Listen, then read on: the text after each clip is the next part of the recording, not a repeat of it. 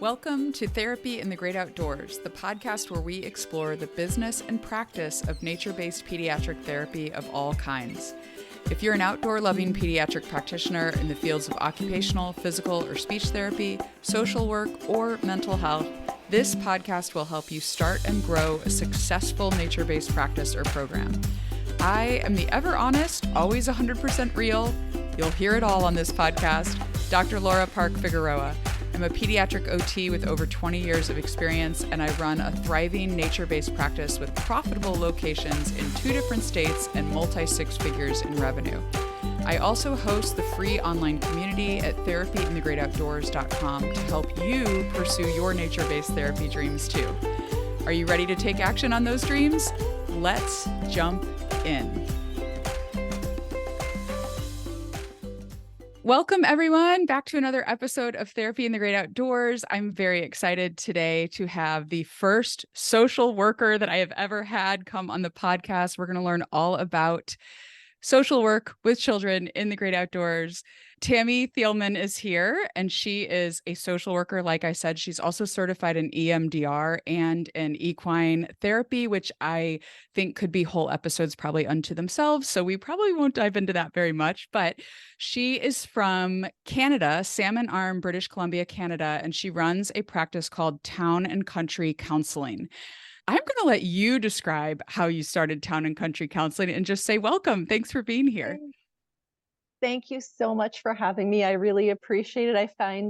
I feel like I found a community within other allied health professionals who work outside, especially with children. I come from years of experience working in the government, public healthcare, and mental health systems. So I worked in hospital a lot, in 2 different hospitals that are about half an hour away from me. I live in a rural area. And then I also worked in community and residential care. And I really wanted something different. I was very excited when I started working in the public system in many different roles. And then as time went on, I really started wanting something different. I felt like my scope of practice was very restricted working in the public system. And I wanted to I worked a lot of emergency response where you might see a person once or twice or just very few times. It was very brief intervention. Yeah. I wanted to do some more work that was longer term and more preventative versus reactive. Yeah. And that is what led you then to start your own practice? Definitely. Our healthcare system is in many areas very challenged with short staffing and many different issues that can make some of the environments very challenging to work in. So I really wanted to do something where I felt like I was working more fully to my scope of practice, working more in a proactive, preventative, really client-centered model versus doing really what's quite quick response. Yeah. So that really inspired me to move into private practice. Yeah. So you have in the information that you sent me on my little form that people fill out before they join the podcast or come on the podcast, you wrote, I have a beautiful purpose-built office/cabin that is very non-clinical, surrounded by horse corrals, trees, nature trails, and you live on a small mountain that's a renowned Nordic skiing area. So it's peaceful and children really soak up nature here. So did you build the office or cabin for your practice? Was that or was it already there? Oh, you did. So tell me about it was that built process. specifically for my practice. Okay. My husband built it and our son helped with the construction too a little bit. And it was built for me to work in. And that's where I see children, families, adults. And it's very, like I said, very non-clinical. It's a very welcoming space. I have all of my therapeutic materials and supports in there. A lot of people sit in it and just go big breath out. They can just really decompress. And we're outside most of the time. Yeah. So a very short amount of time is spent in the cabin. Yeah. Do you, even in winter up in Canada, do you spend a lot of time out in winter? I'd assume you maybe use the indoor space a little more in winter, but for people that might not want to be in the cold, maybe a little bit more, but I really try to prepare families, parents, guardians to really bundle up their children Yeah. that they're bringing. And we can also go in and out of the cabin too. We're in, Yeah. to me, it's quite a moderate area. So it might be -5 at times, which is very Celsius. manageable. And yeah, and we can step inside and there's a wood stove, like a pellet stove. It's very Mm, cozy. We can be inside, we can go back outside and come and go as we need to, which is also a really wonderful way of working with, I'm going to refer mainly to children here, with state change. yeah. So they'll come in the cabin and go, "Oh, it's so wonderful to be inside where it's warm," and flop in a chair and grab a toy, or we'll read a story or have a snack or all of those Yeah. things. But then we may go back outside again too. And it's also Yeah. a wonderful way to orient to a safe and calm place all the time. Mm, And also really be in a space where we can titrate intensity for children that I talk with a bit more sure. directly about things therapeutically. Sometimes I'll say, "We just talked about a lot. Do you just want to go outside again and let's go move around or grab a horse or hold the bunny?" And they're like, "Yeah, let's go." So we can come and go as we need to. Yeah. That's great. Mhm. I know before we hit record, we talked a little bit about exploring. I'm just interested. I'm curious and I want to know more about so many questions, but what Go types for it. of yeah, they're all in my brain. What types of kids do you see? What are the goals? What are they? How do you structure the Well, I sessions? could Those are add something if that's yeah. okay, Oh, sure. and Yeah, it yeah. might answer your question a bit more. You asked me, I think, like, how did I really start this? And Yeah. I spent a lot of time working in the hospitals. I worked a lot of shift work. I didn't work graveyard shift, but I worked a lot of weekends, holidays, Mhm. evenings, and I worked in a lot of kind of little dirty walk-in closet offices. They're Oh, not very yeah. nice. They're really gray and they have chipped paint and maybe no windows. And it was like, ugh. After a while, Yes. it's this is not a great therapeutic environment, right? No, OTs are very familiar with this. Like in school settings and stuff, we You get would like the know. janitor closet. The corner in the janitor closet is where, Exactly. so yes, we know. I can relate here. Many Yeah. years in public An school old working. elevator shaft Yes. under the The ho stairs. yes, or the stairwell, like under the Yeah. stairwell. Yes, exactly. These are the offices, like Yes. Yeah, I was tired of that. And often you don't even have your own space. It's all shared or just a little corner of right. some area you can grab. And it was actually two lovely colleagues of mine. One of them said, "I just want to come to your place and sit by your wood stove." And I Mhm. went, "Hmm, wouldn't that be cool?" Right? And then another colleague of mine said, "I just want to come up to your place and sit in your kitchen and look Yeah. out at the trees." And that made me think again. I'm like, and that's what it came from. I'm like, I could have a cabin, right? We can do Mhm. that. And I could have a therapeutic space Yeah. where I can offer this to people. Yeah. And that's really what started it. So I credit my colleagues, and I had a lot of encouragement from other people Mhm. that I worked with, especially saying, "You'll have a wait list. That's a brilliant idea. You should go for it." And Yeah. it was just, everybody was so encouraging. Yeah.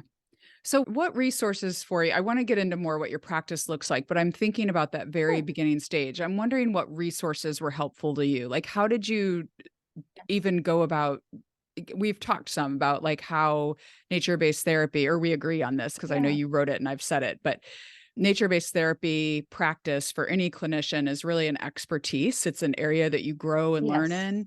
What resources were really absolutely. helpful to you at the beginning as you were thinking about taking your work with kids outdoors? I think for me, when I got my equine facilitated wellness certification, I Mhm. worked on that over a 4-year period. Okay. As I was working, the program I went with through Professional Pro EFW Canada, but they also, I Okay. believe, do international work.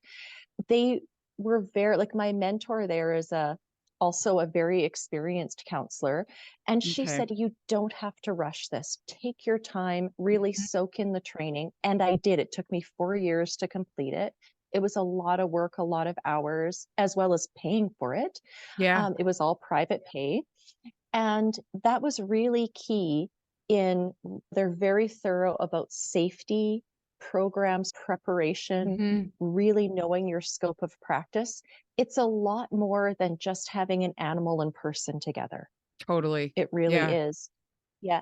As well as, and I've learned a lot of this from your podcast, is having nature itself Hmm. as part of and a constant factor in the Yeah. therapy and in the therapeutic relationship.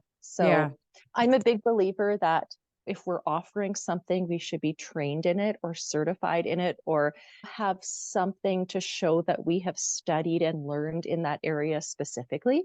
Yeah, I So to agree. me, it was really important to be credentialed in offering equine and animal assisted work.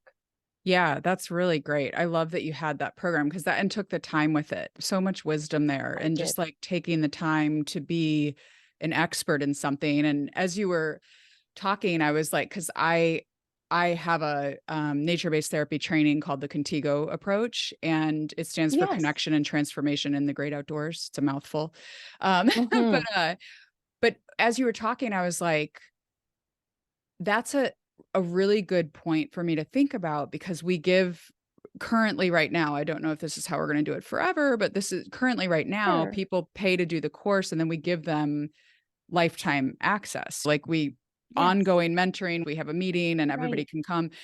And I think that's like the beauty of that is that it is a long-term process to really become an expert in something. Absolutely. And you need that Yes. mentoring, you need a community around you. Nobody builds a business or builds a nature-based practice Yeah. by themselves. Like Yeah. It when can we have feel very community around. lonely at Yeah. times. Yeah, totally, totally. Mhm. Okay, so tell me a little bit about like your clients that you see. Who are the type of let's Yeah. focus on kids for this podcast. I know you maybe see Sure. or families, maybe if you do family work too. Sure. What types of goals are you working on and what are the Mm. challenges that some of the kids or families are facing that come to see you? Mhm. I see a number of, like, I worked with ages 3 and up. So Okay. for children and youth, I work with many, not all, but I really work with everyone.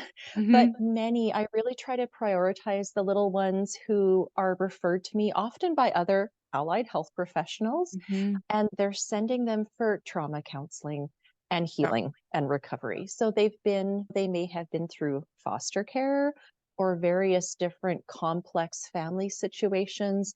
They may have been fostered, then adopted, or they might come from trauma. They have Mhm. experienced abuse, and there's many different forms, and they're often interconnected. Yep. Many of the children I work with, some of them, I'm speaking generally, Yeah. have been through sexual abuse, Yeah. emotional, physical, just a lot of trauma in their little lives that they really need support for.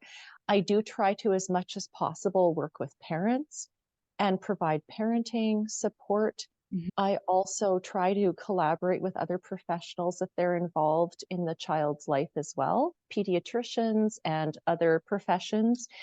And I really try to take a whole child, whole family approach, Yeah.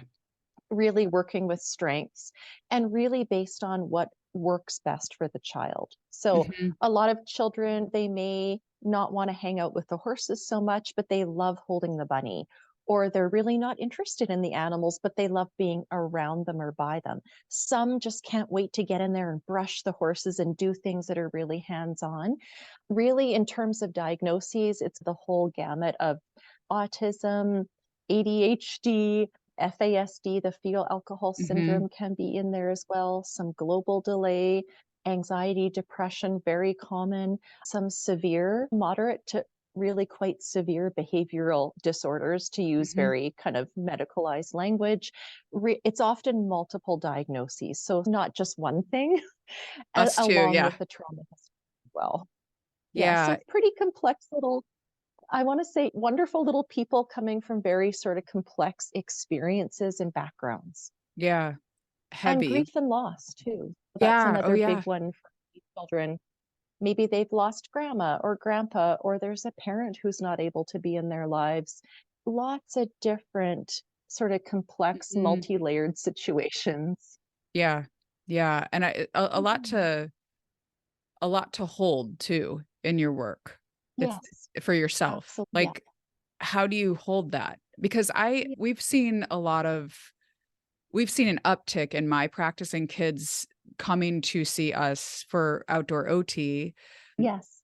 that I think we're seeing more mental health diagnoses on Yes. top of the typical autism, ADHD, motor skill challenges that we typically have seen as OTs Yes, for many years, right?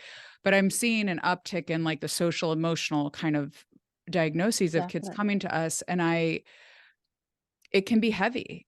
So how do Yeah. you how do you take care of yourself? I know you're going to say spend Yeah. time in nature, but are there tips you would have for therapists when they feel like the work is heavy? Yeah, definitely.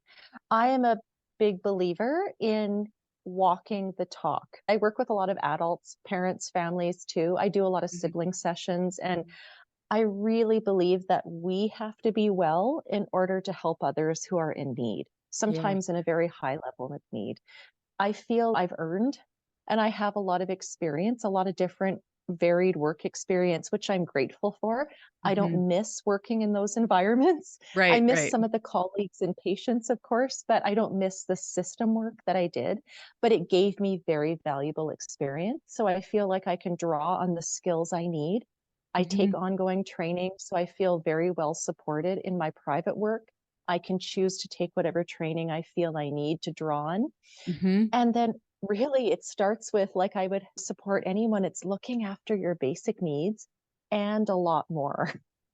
So Great really I point. try to do whatever I need to really make sure that I am well and in a place where I can give and I have more to give. Like I'm not depleted Mm. or exhausted or feeling fatigued myself. Yeah. Oh, that So advice really is honoring my needs. Yeah, I say no yeah. to a lot of things. Oh gosh, say it again for the people in the back. Say it again, Yeah, Tammy. Say it I again. say no to a lot, so I can say Yes. yes to things I choose to. Yeah, I think this is a Boundaries? real boundaries. Yes. I think this is a Yeah, real challenge for therapists though, because we want to help absolutely. people so much and we tend to be a We lot do. of helper people, and it can be so Yeah. hard to say, no, I can't. I actually, one of my most, maybe I should recycle that reel. I did a reel years ago. This was 2.5, 3 years ago, but I still remember it. So Okay. maybe I should recycle it. But I did it, Megan Trainor's song. My name is no. My sign is no. My number is no. You Oh, need to let it go. You need to let it. It's a great song. So my son and I did a little reel that like we danced to the song. And I basically was like, mhm, hey, you guys need to learn as therapists. I wasn't yeah, targeting nature-based practice owners. I was mostly doing mhm, business kind of content on my Instagram mhm, account at that time. But I was like, you as therapists, we have to learn how to say no so that we can say we do. yes to the things that are really Exactly. important and so that we can protect our own mental Yeah. health. And that's just as valid too. Yes, You don't have to have a right. reason or a conflict for everything you say no to. It can just be like, no, I'm so sorry. I Absolutely. can't do that right now. Absolutely. Yeah. So come up with your list of ways that you can say no. At the end of the day, I have a very busy practice. It's very full, but it's me. Like I'm the provider. I don't Mhm. have colleagues or associates. Sorry, I do have some wonderful colleagues who have their own private practices that I refer to willingly. If I can't be of help, I will pass along names of people whose skill sets and judgment Mhm. expertise that I trust to refer people to. So I do have a wonderful community of practice. We have a consultation group where I can share. There's Mm. for those of us in private practice, if it's just us, or maybe we have a few associates, but still there's limits to how much we can do. Yeah. So I think really listening to yourself and what do you need, referring out, referring to other professions. I have lots of, say, children, youth I've worked with where I'm thinking, I don't think they need me right now.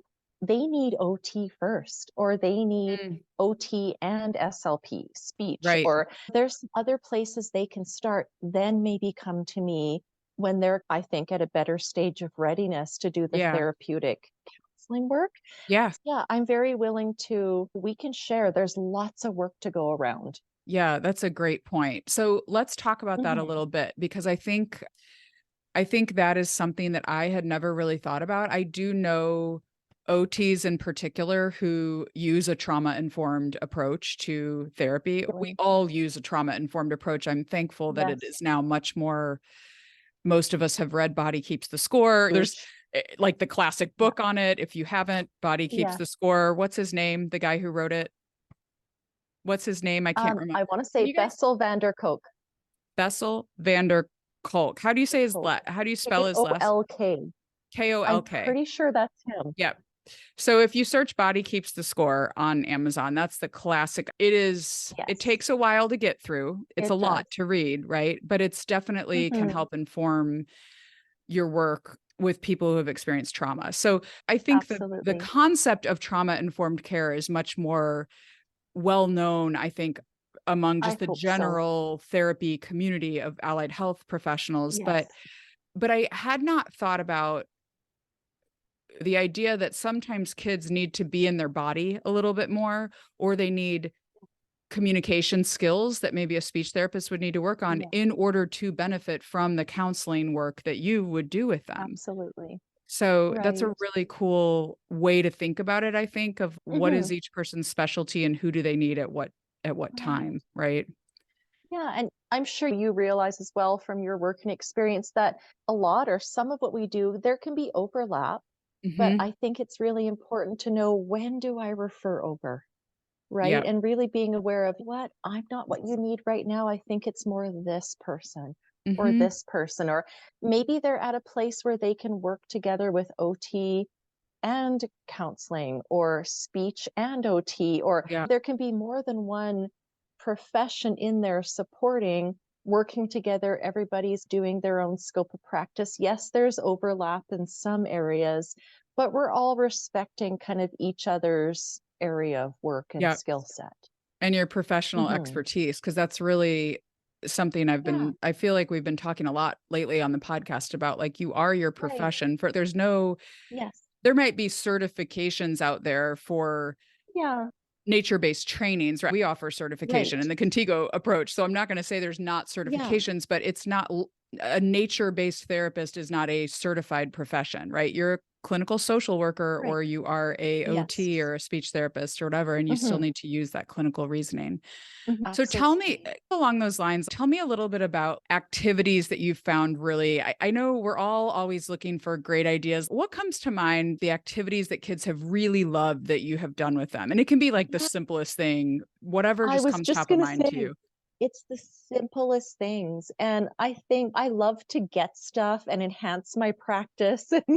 We just, like my husband and I, we just built a beautiful bridge together, like an actual physical 3-foot by 9-foot bridge with a railing, and it's all painted, and children love to go over the bridge, and it's really strong, so the horses can go over it too with them. And that's a more elaborate thing. Obviously, it's something I've wanted to do for a few years, but it can be one of the most popular things ever is blowing bubbles. I have a big bowl of like bubble stuff and big wands, and the kids can just take the wands and spin around, and I will do this too with them. And we can do like arcs, like a rainbow, and there's all these bubbles coming out sometimes the wind will come through the bubble wands and make the bubbles. And it's magical. You know, sometimes I'll talk about how our feelings are like bubbles. They come and go. They can be big and mixed together and little, and just, there can be a lot of them. So lots of good kind of metaphorical material there, but I love you pulling just that in. letting that activity. And the eye movement therapy that I do with children, I'm a certified EMDR therapist. I've taken and still take, I love learning about EMDR that's play-based and for children. It's based on bilateral movement, which our body, our nervous system can find very calming, and it helps bring down our felt level of distress. So waving bubbles back and forth, there's a bilateral playful activity. So with an adult, say if it was you and I would be doing the hand movements where you track my hand with your eyes. For a child, boring, right? So we're out there playing. It can Tell be people, walking. just in case people don't know what EMDR is, I want to be clear. Can you tell them what it is? It's eye movement something. I can try to. Yeah. So EMDR stands for eye movement desensitization and reprocessing. And in a nutshell, it's a form of trauma psychotherapy. So Mhm. it's really like a gold standard treatment for treating trauma. So for some children, the trauma could be falling off a bike or witnessing a sibling falling off a bike. Or adults, it's often used in reference to like veterans coming back from a Mhm. war zone. They might get EMDR treatment for PTSD.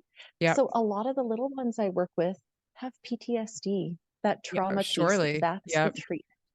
Yeah, that we're using. And it's all based on play, being outside, being with the Mhm. animals, the bilateral piece.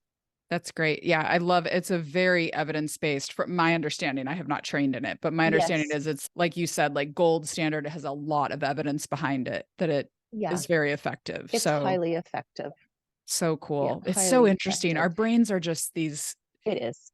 amazing, crazy, like incredible things that eye movement can Yes. help heal someone from trauma. It is really Right.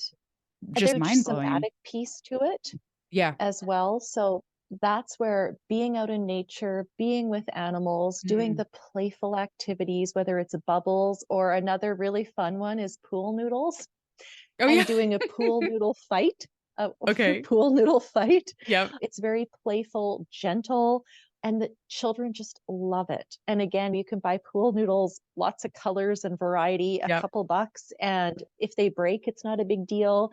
They Right. can get out a lot of frustration, be very playful with pool noodles. Yeah. And so I spend a lot of time. And there again, it's bilateral, right? Love Or it. we're moving. Yeah. Yeah, the To help bring simplest down that things. felt level of distress.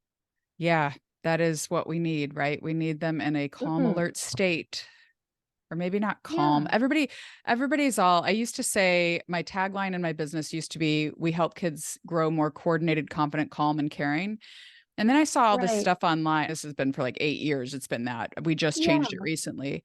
But I saw a lot of stuff online about how calm the word calm is not maybe the best word to use because Mhm. kids especially and particularly people who are neurodivergent, they don't necessarily have to have a calm body in order to be attentive or Right. listening or learning. And so Yeah, I was they like, need to move. "Oh, like yeah, they need to move." And so I was like, "I Yeah. don't like that we used the what I meant in that statement for parents was like an alert state, essentially, an available, Yeah. an engaged state for learning is what I meant by Right. the word You're calm, but safe and social if we think of yes. the ventral vagal sort of ladder, right? Yeah, that's a Yeah, good you're not way. Safe and highly social, I love it. vigilant, you're not in shutdown, you're in the middle, safe and social. And I Mhm. find that there can be confusion between being calm or presenting as calm. I'm thinking back to my days in healthcare, right? And busy, Mhm. highly pressured systems, emergency response, where a person can present as very calm, but are we actually in a shutdown state? And that can be Interesting. confusing to know the difference there. Are we Mhm. trying to draw on really empty because we're shut down? Or are we actually in that safe and social, we're able to respond, not react mode? Yeah, So I that's love some of the more nuanced work I'm trying to do with the children, especially ones who they've been to shutdown. It's one of their go-to places. Mhm. And they can look Mhm. very this is reminding me last week, we just started Yeah. a second group here, in Madison, and we had a little cutie. It's the younger kids group, and I love, like, the 4 to 6-year-old age range. It's probably my Yeah. favorite age range to work with as an Yeah. They can be OT. so joyful. Yeah, they just are not jaded yet. They just are Mhm. like they're, like, sweet, and I don't know, I love that age, but we had a kid who came to the group, and I am not the OT for the group. I have a employee, so I'm Okay. training and with her as she starts, but I think I'm probably just gonna keep going all year because I love being there, but Right. it's good for me to be in the woods with kids and remember how great the work is. Absolutely. But anyway, so I had screened the forms for the kids to form the group, but I hadn't done the consult calls with parents and written the goals and all of that. Mhm. So I was coming to the group as like an OT, but assisting. And so this Mhm. child showed up and I actually during the group was like thinking, does he have a diagnosis of selective mutism? Because he was not speaking. Like Not a word, the whole group, like even just to say his name when we were it was 3 kids and there were Yeah. 4 of us adults there, a little overwhelming with 4 adults and 3 children, Yes. but he really, he's a good example of a child who has so much anxiety that he appears Yeah. calm, The high anxiety. right? But on the inside, he's not actually calm. And I could tell he wasn't calm, but it's a good example Uh, of thinking about, is the child just presenting as calm, but really inside yeah, not feeling safe and social, how you define that. exactly. And he, at the Hmm. end, it was this amazing, because he had not spoken a word. He was participating and great. He was Okay, doing but great, nonverbal. but verbally was unable to, just he would like gently nod if we asked him a question or shake his head no. He was expressing Mm-hmm. yes or no, and he was participating. It was pouring rain and very cold.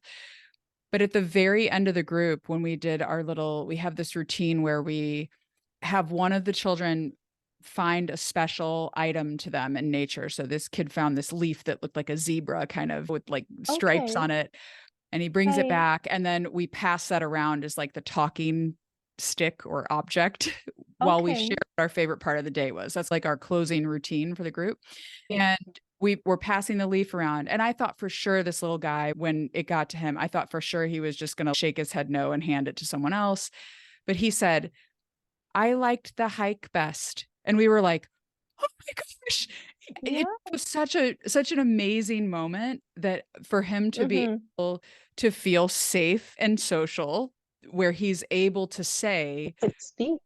yeah, he could speak. And so it's a good story. That story just came to mind when you said that safe and social thing, because he looked calm, Mm-hmm. the whole group, but he wasn't Yeah. feeling safe and social until the end, until we had Right. spent 90 minutes together and he really knew people and he knew we were Yeah. safe and he knew we were positive and we'd given him a lot of just quiet encouragement. Like we That played, felt sense of yeah, safety. So huge. yeah. Yeah. So it was just a really miraculous. I find doing the nature-based work, and I love this so much about it, especially coming from pretty rigid system work in different areas, is Yeah. that there are things that happen all the time that you can't plan. I find, wow, I never could have planned that really special moment or interaction, or the Hmm. little squirrel or chipmunk that runs out at just the right moment, or Yep. there are things that you can't plan and they Yeah. happen and can just be so meaningful. And maybe it's just a quick few seconds or it's a few moments, or especially now, like right now in the fall, it's so beautiful out with all these beautiful colors in the Uh-huh. trees. And there's whole sessions that are just really amazing. And it happens differently in every season, whether it's a winter wonderland with Right. snowbanks and I put up some lights in the winter, or there's just so many things that I really am passionate about it, creating a beautiful, really peaceful kind of area for support and healing that feels or invites a felt sense of Yeah. safety. But I find all the time there's things that happen that are just really pretty cool interactions because the animals are there and nature all the time. Hmm. Yeah. Hmm. Tammy, I want to wrap us up, but I want to say thank you so much. This has just been like Thank you. truly, I feel safe and social right now. Like you're clearly, and I mean that as a huge compliment to you, because it even Thank you. comes That's so across through kind. Zoom, right? Like that you clearly are very skilled at counseling and very skilled at creating that safe and social space for the kids and families and clients that you work with. And It's my um, goal, really, yeah, right from my heart to yeah, offer as much safety and the invitation to process and heal at one's own pace. Yeah, yeah. that's absolutely my intent, is to make a really magical space for people with nature, animals. Yeah, feeling welcomed. Yeah, that's great. Can you tell people where can they find you? I know you're in the therapy in the great outdoors community, which is how we connected, which is so exciting Yes. to me that there are social workers like in our community now. I want this Yes, community to be a multidisciplinary space, and I hope in coming years it will grow to that's be wonderful. like lots of different professionals there that work with kids. So I know people can find you there, but are you online? Are you share your website and all the Mhm. things where people could connect with you? Probably the forum I use the most right now, just because it's so easy and quick to update, is Instagram. Mhm. So I'm at Town and Country Counseling. Okay. Online, it's townandcountrycounseling.com. Okay. And then on Facebook as well. Yeah. You can just Google me. Great. Thank you, Tammy. This was just a delight. And I feel like I want to Thank you. re-listen to this episode because I feel like I learned a lot too of things I can take away and put into my practice as well with kids. So I appreciate and that's you. what I get from the podcast. Good. Yeah, I'm it's so wonderful. glad. And now you're Yeah. sharing, you're giving back, you're sharing with everyone. Try to. Yeah. I Right. just have a lot of respect. I work year round, snow, rain, whatever it is. I think I own every possible garment you need for working outside. The gear, yes. Every type of boot or shoe. Yeah, just to all the therapists and counselors, clinicians out there day after day. Sometimes it's a grind to put on your big parka and Yep. insulated coveralls and go out in snow boots. But I think what we do is so important. It really is. It makes a difference for children and families. Yep. And we always feel better once we get out there, even when you don't feel like going. This is right? true. Even when you're like, it's really cold and windy, I don't feel like going. And it might be hard, but you feel great after you go. Even if it was a hard day. Absolutely. It's like good for us to move our bodies outdoors and be with It kids. is. Keeps I us young. absolutely agree with you. It is worth it. It is worth Totally. it. Put on that parka, get out the Right. umbrella, whatever Yeah. you need.